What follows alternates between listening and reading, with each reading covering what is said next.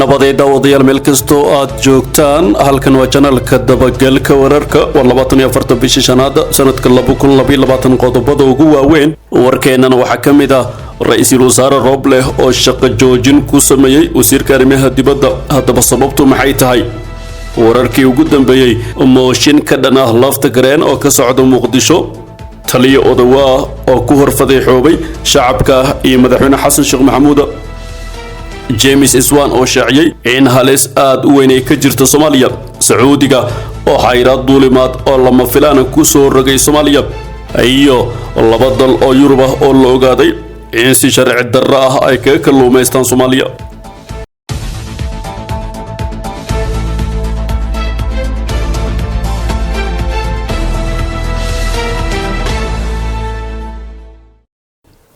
intaas saaxiibayaal waxay ahaayeen qodobada ugu doorkaroon warka channelka dabagalka wararka aad ku cusubtay channelkan ku soo biro subscribe sar muuqaalka like sar share gare oo la wadaag saaxiibada ad kuma asan tahay inaad ka mid tahay saaxiibada dhaweey channelkan haatan warkiyo fidsan Roble ayaa shaqo joojin ku sameeyay wasiirka arrimaha dibadda ra'iisul wasaaraha xukuumadda Soomaaliya Maxamed Xuseen Roble ayaa shaqo joojin ku sameeyay wasiirka arrimaha dibadda عبد سعيد موسى علي كدب قرال غورد وسو صار رئيس الوزراء روبله ayaa eedeyn culus u jeediyay wasiirka arrimaha dibadda Soomaaliya waxaana eedaha loo jeediyay kamida ku takrifal awoodeed ra'iisul wasaaraha dalka ayaa shaqada ka joojiyay wasiirka arrimaha dibadda Cabdi Saciid Muuse Cali ayaa lagu yiri qoraalka ka soo baxay xafiiska Roble sidoo kale qoraalka waxa lagu sheegay in ra'iisul wasaaruhu uu baabiyay warqad wasaaradda arrimaha dibadda ay ku fasaxday markab waday dhuxul sharci darro ah oo ku xirnaa xeebaha dalka Cumaan ugu dambeyn ra'iisul wasaaruhu waxa uu faray hanti dhowraha qaranka iyo hay'adaha amniga in baaris dheeraad ah ay ku sameeyaan falkii uu sameeyay wasiirka shalay ay ahayd markii ra'iisul wasaare Roble uu soo saaray amar culus oo si toos ah ugu socday wasaaradda arrimaha dibadda kaas oo la xiriiray shaqaalihii laga saaray wasaaradda Roble ayaa wasiir Cabdi Saciid Muuse Cali waxa uu ku wargeliyay in laga bilaabo 1 Janaayo 2022 shaqaalaha dawladda ee la bedelay ama shaqada laga qaaday aanay waafaqsanayn go'aankii hore uga soo baxay golaha wasiirada sida lagu sheegay qoraalka soo baxay xafiiska Roble si kastaba arrimahan ayaa ku soo aadaya iyadoo dalka uu ka dhacay isbedel siyaasadeed waxaana wasiirka arrimaha dibadda uu ka mid ahaa saaxiibada siyaasadeed ee farmaajo geesta kale mooshin ka dhan lafta gareen ayaa ka socda Muqdisho xildhibaan Mahad Cabdiraxmaan Aadan oo ka tirsan golaha shacabka Soomaaliya isla markaana laga soo doortay Koonfur Galbeed ayaa ka hadlay xaaladda maamulkaasi iyo abaabul ka dhan ah lafta gareen oo ka socda Muqdisho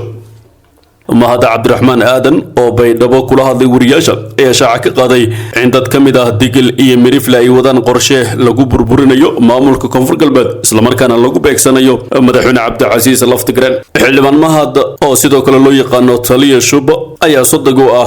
madaxweynaha Koonfur Galbeed waxaana uu sheegay in xubnahaasi ay ku jiraan siyaasiyiin iyo xildhibaano doonaya in meesha laga saaro Laftigreen taliyii hore ee ciidamada asluubta ayaa xusay inay ka soo horjeedaan qorshahaasi waxaana uu tilmaamay inay la dagaalami doonaan cid kasta oo wada sharci darro hadalkan ayaa ku soo aadaya iyadoo maalmihii u dambeeyay uu guux siyaasadeed oo ka dhan ah maamulka Laftigreen uu ka jiray magaalada Muqdisho kadib markii ay soo dhamaatay doorashada Soomaaliya taasoo madaxweynaha Koonfur Galbeed uu qayb ka ahaa isagoo taageersanaa madaxweynihii laga adkaaday Maxamed Cabdullaahi Farmaajo Laftigreen ayaa lagu xasuustaa inuu soo saaray xildhibaano u badan dhalinyaro oo isaga taabacsan waxaana gebi ahaanba uu meesha ka saaray rugacadayaashii siyaasiyiinta Koonfur Galbeed sida Maxamed Sheekh Cismaan Jawaari Shariif Xasan iyo Cabdi Weli Muday ودعدا كلنا تلي أدواء أيكون رفضي حوبي شعبك إيه مدحون حسن شيخ محمود تليها عيد مدحوق دلك جرال أدواء يوسف راجع أي وجه يفضيحة يوجه جبح كدي مركي مدحوني هراء الصومالي محمد عبد الله فرماج وشلي غيري عين عيد مدي وقبضنا الصوماليات تعبر لو قاد دلك رتريا تلي أدواء يوسف راجع هراء جوابي إذن مدحون حسن شيخ محمود وجدي فرماجو كور إنتان للدوران حسن شيخ ومعارض كأها أو كأدنيد عيدن كلجي إريتريا أي وحابيني إسلام مركان الشيخين يسمى وحبك كجرين عيدن صوماليات أو لجي دلك إريتريا تلي أدواء madaxweyne farmaajo ayaa si kastaba munaasabadii xil wareejinta ee shalay waxa uu ka sheegay xaqiiqda ciidankaasi xilli goobtu ku sugnaa odawa yuusuf raage islamarkaana faylashooda uu ku wareejinaya xasan sheekh maxamuud. arrintan ayaa fadeexad iyo ceeb ku noqotay taliya odawa yuusuf raage oo laga duubay beentaasi hadda qof kastana u daawan karo. baraha bulshada ayaa si weyn loogu wareejinayaa hadalkii odawa iyo khudbadii farmaajo ee qirashada, waxaana dadka ay ku maadaysanayaan hadalka taliya odawa. madaxweynaha cusub xasan sheekh maxamuud ayaa intii mucaaradku ahaa waxaa laga diiwaangeliyey halheysyo badan oo caan noqday, kuwaasoo ay ka mid yihiin wiilkeygiyo dhiiqaa lugaha laguu gelinaya iyo erayo kale oo si weyn baraha bulshada looga adeegsado. waxaa hadda muuqata in odawa dhiiqa lugaha loo geliyey oo hadda uu yahay qofka ceebaysan ee beenta ay u diiwaan gashay. dhanka kalena James Iswan ayaa shaaciyay halis aad u weyn oo ka jirta Soomaaliya. ergeyga gaarka ah qaramada midoobay u qaabilsan arrimaha Soomaaliya James Iswan oo khudbad ka jeediyey kulan ay golaha ammaanka ka yeesheen xaaladda Soomaaliya ayaa ka hadlay arrimo dhowr ah iyo isbedelka ka dhacay dalka. Iswan oo marka hore khudbadiisa kaga hadlay doorashooyinkii soo dhamaaday ayaa sheegay in qaramada midoobay ay diyaar u tahay inay la shaqeyso dowladda cusub ee Soomaaliya. wakiilka qaramada midoobay ee Soomaaliya ayaa sidoo kale xusay in Soomaaliya ay weli ka jirto halis aad u weyn taasoo ka dhalatay xaaladda bini'aadanimo ee dalka. danjiraha ayaa tilmaamay in Soomaaliya ay wajahayso xaaladii ugu adkayd ee dhanka nolosha taasoo ka dhalatay abaaraha mar kale ku dhuftay Soomaaliya waxaa marar badan ku soo laablaabtay abaaro xoogan oo saameeyay nolosha qoysas badan oo Soomaaliyeed oo ku dhaqan koonfurta iyo bartamaha dalka. dhinaca kalena Sacuudiga ayaa xayiraad duulimaad oo lama filaan waxa uu ku soo rogay Soomaaliya.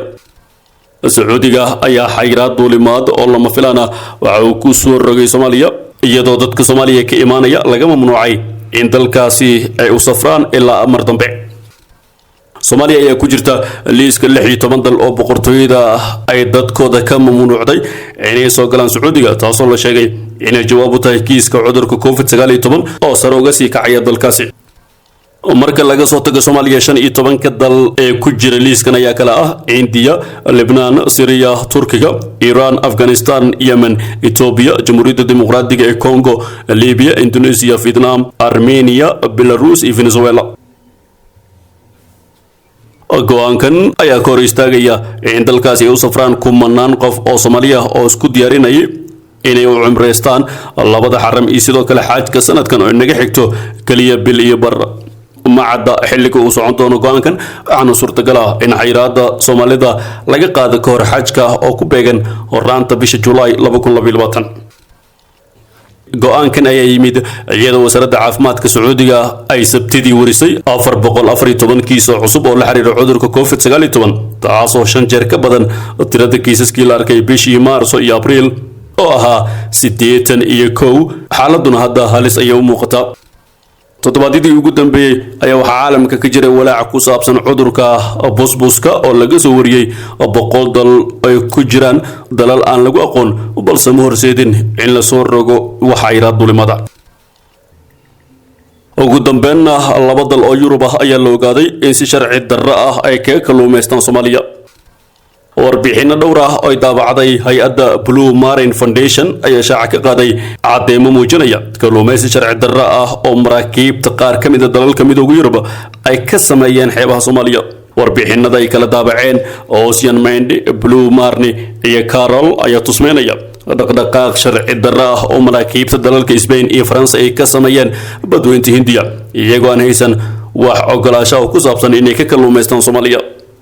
warbixinadan ayaa imaanaya iyadoo guddiga kalluumaysiga badweynta Hindiya ee IOTC ay ku kulmayaan dalka Seychelles iyagoo ka hadlaya sidii loo badbaadin lahaa noocyo ka mid ah kalluunka oo ka sii guraya badweynta Hindiya.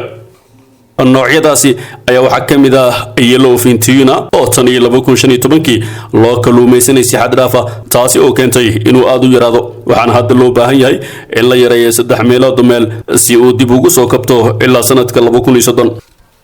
wasaaradda kalluumaysiga Soomaaliya ayaa xaqiijisay in wax shati kalluumaysi aysan siin maraakiibta dalalka Spain iyo France. labada dal ayaa cadeymaha la helay waxay muujinayaan in badda Soomaaliya ay ka kalluumaysteen sanadihii 2017, 18, 19 iyo 2020. xeebaha Soomaaliya ayaa muddo 14 sano waxaa ka shaqeynayay maraakiib ka socda midowga Yurub oo ay saaran yihiin ciidamo la sheegay inay ka ilaalinayaan burcadbadeeda kuwaasoo fulinaya howlgal loogu magac daray Atlanta. dowladda federaalka Soomaaliya ayaa howlgalkaasi soo gabagabaysay bishii Maarso ee sanadkan kadib markii ay diiday in waqtiga loo kordhiyo taasoo aad kaga caraysisay midowga Yurub. gudaana saaxiibayaal waan dhiganta warka channelka dabagalka wararka adeed ku cusubtay channelkan kusoo biro subscribe sar muuqaalka like saar share gare oo la wadaag saaxiibada aad ku maasan tahay inaad daawato warkan mid ka xiga intaan ku kulmi doono nabadgelyo.